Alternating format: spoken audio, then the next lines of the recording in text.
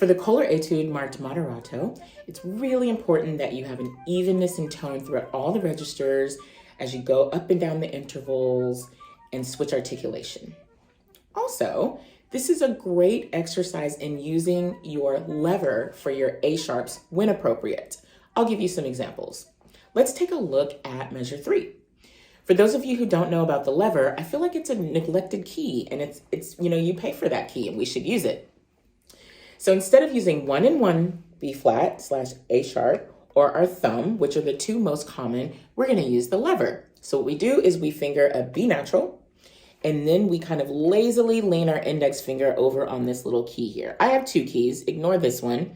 It's this one right here. Okay, so look at measure 3, beat 2. Notice how there's an A sharp followed by a B natural. That is a great place for you to use your lever because we can slide our thumb, but it's not the most efficient. Okay, so I'm going to play beat 2 leading into beat 3 of measure 3. So you can see me using the lever.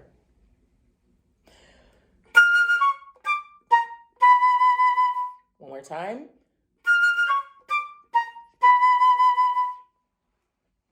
Now, take a look at beat 4. You actually have some options. I personally use 1 and 1 A sharp there because your finger is already down because you're coming from a D. So now I'm going to play beat 4 with 1 and 1. Don't be afraid to change up the fingerings within the measure. You can always write it in. You're going to use whatever is the most efficient for you.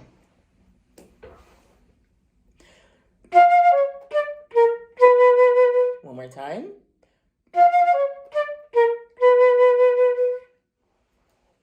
And that's how you use the lever.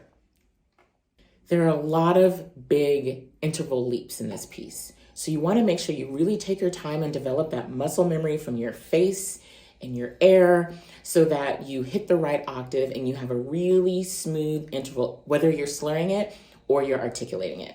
So let's skip over to number 6, and we're just going to practice this very slowly. For me, it's easier to get those B's out because they're above the staff. So I'm going to focus on the lower notes rather than the upper notes.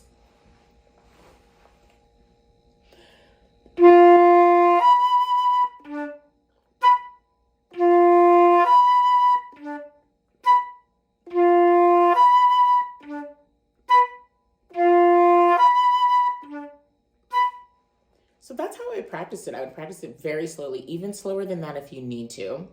It's really easy for those B's to pop out. So now when you go faster, I still focus on the lower notes and just make sure that my air is steady and fast so that they glide up to the B's.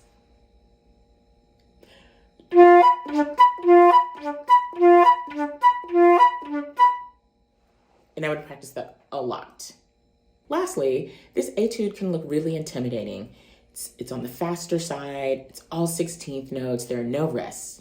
But if you really take the time and find patterns, you'll find some discoveries that can make it a little bit easier to learn. I'm going to give you one example of a pattern that I see in here.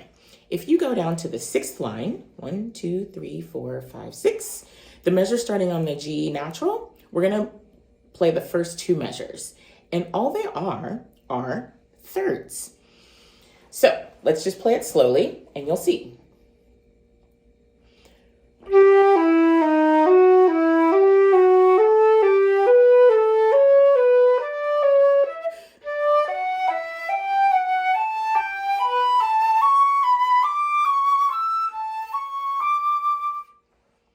So you can find things like that, patterns like that. Sometimes it's a measure of all arpeggios. Sometimes the measures repeat. Maybe you see a measure that is exactly like the beginning later on in the piece, maybe.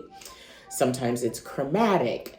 Anything that you see that'll help your brain grasp onto the notes is really good. So don't be afraid to play these in sections and really find the patterns. And they can be your own patterns. You don't have to tell anybody else what they are.